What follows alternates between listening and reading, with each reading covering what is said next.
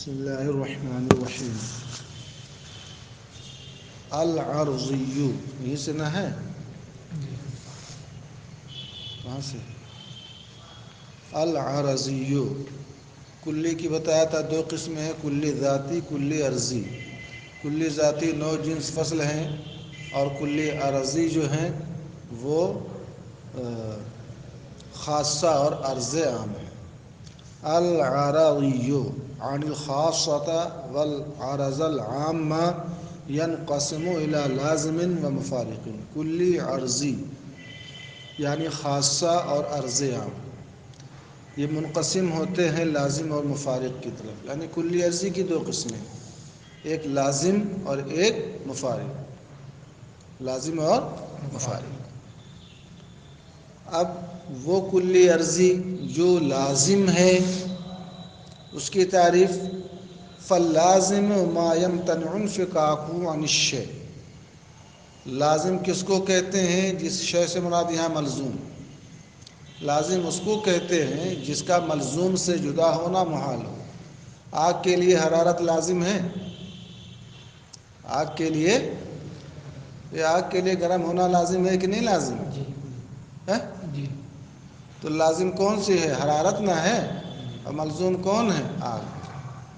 جس کا ملزوم سے جدا ہونا محال ہے، آگ جب بھی پائی جائے گی تو اپنی حرارت کے ساتھ نہ پائی جائے گی. سورج جب بھی پایا جائے گا تو اپنی روشنی کے ساتھ نہ پایا جائے گا. بات سمجھو. شہد جب بھی پائی جائے گی تو اپنی مٹھاس کے ساتھ نہ. تو لازم وہ ہے جس کا شے سے جدا ہونا محال ہو. جس کا شے سے جدا ہونا. رات ہے تو اس کے لیے تاریکی لازم ہے. رات جب بھی پائی جائے گی تو اندھیرے کے ساتھ پائی جائے گی. رات سے تاریکی کا جدا ہونا محال ہے کہ نہیں محال ہے؟ سمجھ رہے ہو نہیں سمجھ رہے ہو؟ تو لازم وہ ہے جس کا شے سے جدا ہونا محال ہو. بات سمجھ رہے ہو نا؟ جو جدا نہ ہو سکے. اما بالنظر الی الماہیہ، یا تو وہ لازم ہو ماہیت اور حقیقت کے اعتبار سے کہ اس کی ذات ہی کے لیے وہ لازم ہے. کالزوجیۃ للاربعۃ والفردیۃ للثلاثہ. زوجیت کا معنی جوڑا ہونا، جفت ہونا. چار کے لیے جفت ہونا لازم ہے. چار کا عدد جب بھی پایا جائے گا تو وہ کیا ہوگا؟ جوڑا نہ ہوگا، جفت نہ ہوگا، برابر برابر بٹے گا. تو خود چار کی ذات کے لیے، چار کی ماہیت کے لیے زوج ہونا لازم ہے. فردیت کا معنی طاق ہونا. یہ طاق ہونا لازم ہے تین کے لیے کہ تین کا عدد جب بھی پایا جائے گا تو اس سے فرد ہونا، طاق ہونا جدا نہیں ہو سکتا. فإن انفكاك الزوجية عن الأربعة والفردية عن الثلاثة مستحيل. کیونکہ چار سے زوجیت اور تین سے فردیت کا جدا ہونا کیا ہے؟ محال.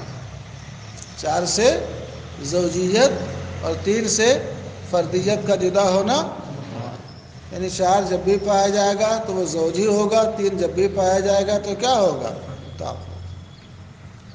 وَإِمَّا بِالنَّظَرِ إِلَى الْوُجُودِ، یا وہ لازم ہے وجود کی طرف نظر کرتے ہوئے. یعنی حقیقت کے لیے، ذات کے لیے تو لازم نہیں ہے، مگر ذات جب بھی پائی جائے گی، موجود ہوگی تو اس ملزوم کے، وہ لازم کے ساتھ.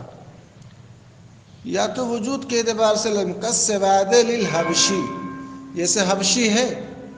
حبشی کے لیے کالا ہونا، تو حبشی کی جو ماہیت ہے وہ انسان نہ ہے. بات سمجھ میں آ گئی؟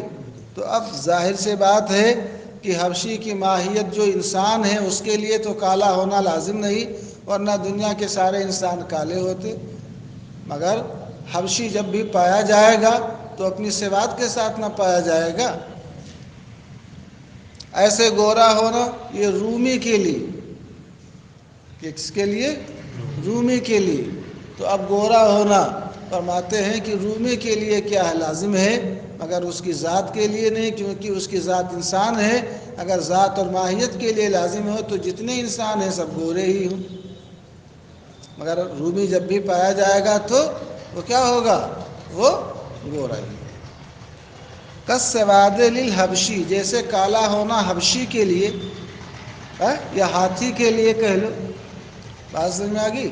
فإن الإنسان فإن انفكاك السواد عن وجود الحبشی مستحیل، کیونکہ حبشی کے وجود سے سیاہی کا، کالے پن کا جدا ہونا محال ہے۔ حبشی جب بھی پایا جائے گا تو وہ کالا ہی ہوگا۔ وَإِمَّا لَا عَنْ مَاهِيَتِهِ، سواد کا، سیاہی کا حبشی کے وجود سے جدا ہونا محال ہے، اس کی ماہیت سے نہیں۔ لِأَنَّ مَاهِيَتَهُ الْإِنسان، اس لیے کہ حبشی کی ماہیت کیا ہے؟ انسان ہے۔ وَظَاهِرٌ أَنَّ السَّوَادَ لَيْسَ بِلَازِمٍ لِلْإِنسان، اور یہ کھلی ہوئی حقیقت ہے کہ انسان کے لیے کالا ہونا لازم نہیں ہے۔ اگر انسان کے لیے کالا ہونا لازم ہو تو سارے انسان نہ کالے ہوں۔ وَالْعَرْضُ الْمُفَارِقُ مَا لَمْ يَمْتَنِعْ انْفِكَاكُهُ عَنِ الْمَلْزُومِ، عرض کی دو قسمیں نہ ہیں، عرض لازم اور عرض مفارق۔ اس کا الٹا ہوگا، عرض لازم جس کا شے سے جدا ہونا محال ہو، عرض مفارق ما لم يمتنع انفكاكه عن الملزوم، ملزوم سے جس کا جدا ہونا محال نہ ہو بلکہ جدا ہو سکے۔ کالکتابتی بالفعل للانسان، جیسے انسان کے لیے کتابت بالفعل۔ آپ لوگ انسان ہیں، بروقت کاتب بالفعل ہیں، کاتب بالفعل ہیں۔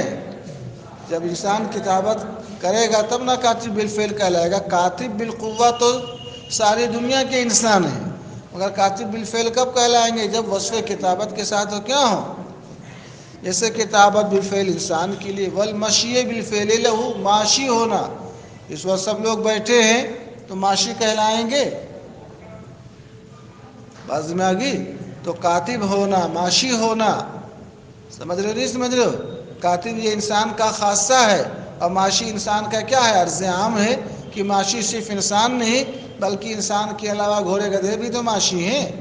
اور کاتب ہونا انسان ہی کے ساتھ خاص ہے، انسان کے علاوہ کسی اور کے ساتھ پایا جائے گا؟ آپ بتاؤ، کتابت بالفعل انسان کے لیے اور ماشی بالفعل ہونا انسان کے لیے یہ عرض لازم نہیں ہے بلکہ عرض مفارق ہے، کہ کبھی انسان ماشی ہوتا ہے اور کبھی ماشی نہیں ہوتا ہے بالفعل۔ کبھی کاتب بالفعل ہوتا ہے، کبھی کاتب بالفعل نہیں ہوتا۔ اس لوگ قاری نہ بالفعل ہیں، کیا ہیں؟ قرات کر رہے ہیں نا۔ تو کلی عارضی کی دو قسمیں ہیں، خاصہ اور عرض عام، اور پھر عارضی کی دو قسمیں ہیں، ایک لازم اور ایک مفارق۔ لازم وہ ہے جس کا شے سے جدا ہونا محال ہو، اور مفارق اس کو کہتے ہیں جس کا شے سے جدا ہونا محال نہ ہو بلکہ جدا ہونا ممکن ہو۔ لازم کی دو قسمیں کی، ایک یہ ذات کے لیے، ماہیت کے لیے، حقیقت کے لیے لازم ہو، چار کی ذات کے لیے جفت ہونا، تین کے ماہیت اور ذات کے لیے طاق ہونا لازم ہے۔ سمجھ رہے ہیں کہ چار کی ذات سے زوجیت کا جدا ہونا، تین کی ذات سے فردیت کا جدا ہونا محال ہے۔ ایک وہ ہے کہ ماہیت کے لیے تو لازم نہیں ہے بلکہ وجود کے لیے لازم ہے، جیسے حبشی کے لیے کالیا ہونا، کہ حبشی کے وجود سے سیاہی کا جدا ہونا محال ہے۔ العرض اللازم قسمان، اب عرض لازم کی پھر دو قسمیں ہیں۔ کیا قسمیں ہیں؟ دو۔ الاول ما یلزم تصورہ من تصور الملزوم، پہلی قسم وہ ہے کہ ملزوم کے تصور سے اس لازم کا تصور لازم آئے، کہ جیسے ہیں ملزوم کا تصور کریں تو لازم کا تصور لازم آئے۔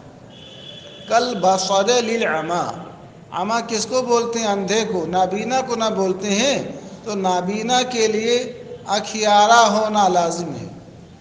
جب بھی نابینا کا تصور آتا ہے تو کس کو فوراً یہ بات ذہن میں آتی ہے کہ آنکھ تو ہے مگر وہ دیکھ نہیں پاتا ہے۔ اس دیوار کو، اس کتاب کو، اس ڈیسک کو، تپاہی کو، کھڑکی کو، دروازے کو، درخت کو کوئی نابینا نہیں کہتا ہے۔ نابینا کس کو کہیں گے؟ جس کے پاس آنکھ ہو اور دیکھنے کی قوت نہ ہو۔ آپ بتاؤ، جیسے ہی عما کا تصور ہوا، جیسے ہی نابینا کا تصور ہوا، فوراً اخیارہ ہونے کا تصور ہوا کہ نہیں ہوا؟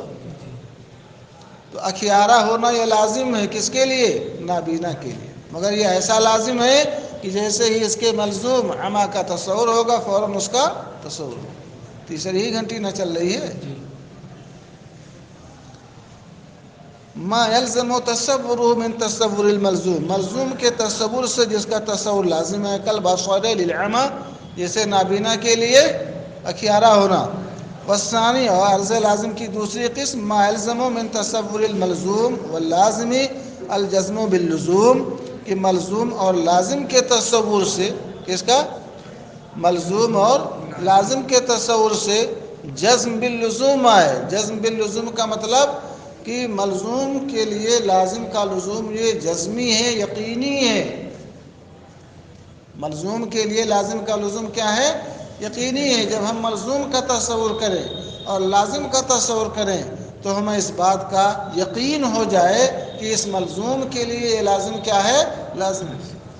ملزوم اور لازم کے تصور سے لزوم کا یقین لازمہ ہے. کالزوجیۃ للاربعہ، چار کے لیے ابھی بتا چکے جفت ہونا لازم ہے، تو چار کیا ہے؟ ملزوم ہے، اور جفت کیا ہے؟ اس کا لازم ہے. جس شخص نے چار گنتی کا تصور کیا اور جفت کا تصور کیا کہ چار گنتی اس کو کہتے ہیں جس میں چار افراد ہوں، اور زوجیت اس کو بولتے ہیں جس کے جوڑے ہوں جو برابر برابر بٹ جائے، تو دونوں تصور سے اس بات کا یقین ہوتا ہے کہ نہیں ہوتا ہے کہ چار کا جوڑا ہونا کیا ہے؟ لازم. ایسے تین کے لیے طاق ہونا، جس شخص نے تین کا تصور کیا، طاق ہونے کا تصور کیا کہ تین اس کو کہتے ہیں جس میں تین افراد ہوں، اور طاق اس کو کہتے ہیں جو برابر نہ بٹے، جس کے جوڑے نہ بنے. اس کا جوڑا بن سکتا ہے؟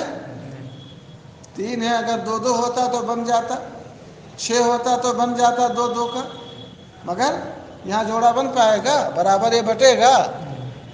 بات سمجھ میں آ گئی؟ تو جس شخص نے چار کا تصور کیا، جفت کا تصور کیا، اس کو اس بات کا یقین ہو جاتا ہے کہ چار کے لیے جفت ہونا لازم ہے. جس شخص نے تین کا تصور کیا، طاق کا تصور کیا، یا پانچ کا تصور کیا، طاق کا تصور کیا، سات کا تصور کیا، طاق کا تصور کیا، اس کو اس بات کا یقین ہوتا ہے کہ اس کے لیے طاق ہونا لازم ہے. صرف چار ہی نہیں، 6 لے لو، 8 لے لو، 12 لے لو، 14 لے لو، جو برابر بڑھ جائے. سمجھ گئے؟ کالزوجیۃ للاربعہ، جیسے چار کے لیے جفت ہونا. فإن من تصور الاربعۃ وتصور مفہوم الزوجیۃ یجزم بداہۃ ان الاربعۃ زوج، کیونکہ جس شخص نے چار کا تصور کیا اور زوجیت مطلب جفت، جوڑا ہونے کے مفہوم کو تصور کیا، بدیہی طور پر بلا غور و فکر کے وہ یقین کر لیتا ہے ان الاربعۃ زوج، کہ چار کیا ہے؟ جفت ہے. جفت کا مطلب منقسمۃ بمتساوی، کہ برابر برابر وہ بٹ جاتا ہے. چار کو برابر برابر تقسیم کر سکتے ہیں. چار آدمی تو ایک ایک کر دیا، دو آدمی ہے تو دو دو کر دیا. بات سمجھ میں آ گئی؟ مگر آپ تین کو تقسیم کرنا چاہیں دو آدمی پر تو برابر برابر بٹے گا. ایک ایک تو برابر بڑھ جائے گا، مگر ایک جو بچے گا اس کو توڑنا نہ پڑے گا، بغیر کسر کے وہ بٹے گا. بات ذہن میں آ گئی؟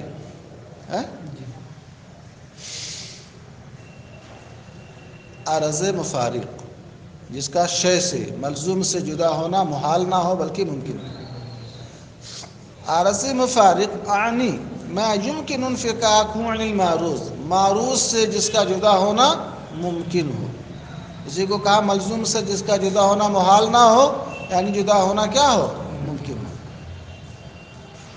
ایضاً قسمان، کیا ہے؟ ایضاً قسمان، اس کی بھی دو قسمیں ہیں. عربی میں ضاد لفظ ہے، مگر اب زواد لوگ پڑھتے ہیں. عربی میں ضاد ہے، ضربہ ہے کہ غربہ ہے؟ ایضاً ہے کہ ایضاً ہے، مگر اب عادت پڑی ہے ضاد بولنے کی تو عربی میں بھی ضاد بولتے ہیں.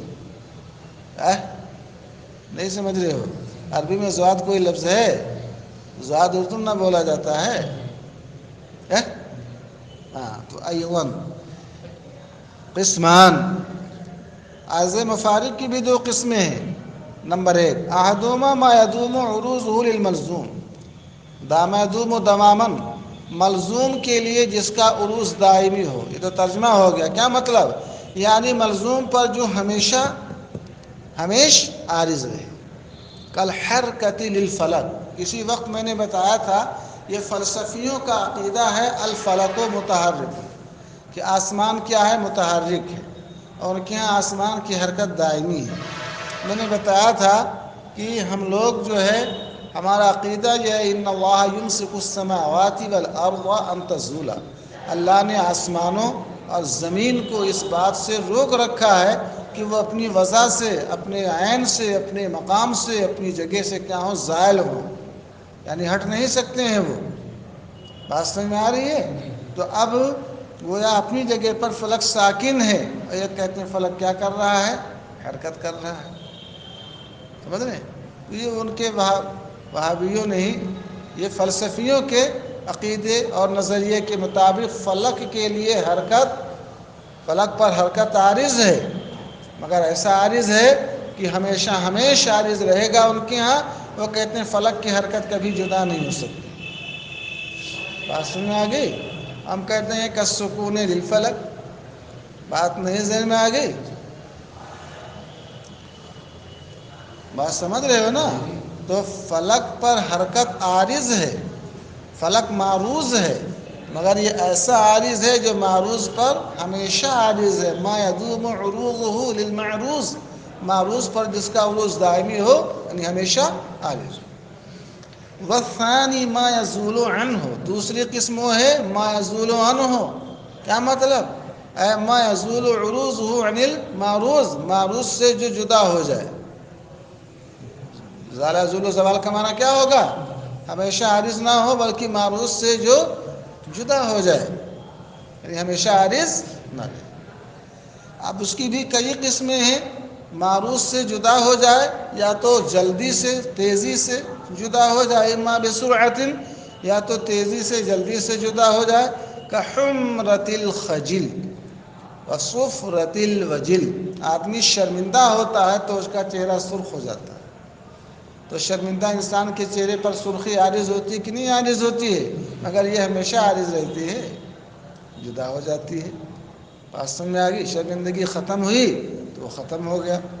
اور صفرۃ الوجل، اور خوف زدہ انسان کے چہرے کے اوپر جو زردی عارض ہوتی ہے، آدمی ڈر جاتا ہے، چہرہ اس کا زرد ہو جاتا ہے، پیلا ہو جاتا ہے۔ یہ ہمیشہ پیلا رہتا ہے، جب تک خوف رہتا ہے تب تک پیلا پن رہتا ہے، خوف جب ختم ہو جاتا ہے تو پیلا پن بھی کیا ہو جاتا ہے؟ ختم۔ بات سمجھ میں آ گئی؟ آؤ بے بطوئن، یہ دوسری قسم ہے، معروض سے جو جدا ہو، جلدی سے نہ جدا ہو بلکہ دیر سے، تاخیر سے۔ سمجھ میں آ گئی بات؟ کالشیب والشباب، انسان جوان ہوتا ہے اور بوڑھا ہوتا ہے۔ جوانی ایسی چیز ہے کہ ابھی جوان ہوا فوراً بوڑھا ہو گیا، بڑھاپا ایسی چیز ہے کہ ابھی بوڑھا ہوا فوراً ختم ہو گیا۔ تو اب شباب یہ عارض ہے کس پر؟ انسان کے اوپر، مگر یہ شباب جو ہے آدمی زندگی بھر جوان رہتا ہے، زندگی بھر بوڑھا رہتا ہے۔ شباب کا ایک وقت ہوتا ہے، بڑھاپے کا ایک وقت ہوتا ہے، اس کے بعد شباب بھی ختم ہو جاتا ہے، بڑھاپا بھی ختم ہو جاتا ہے۔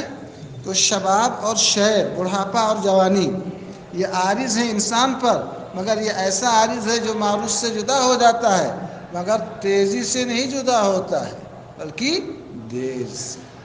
سمجھ گئے؟ بات سمجھ رہے ہو نا؟ بس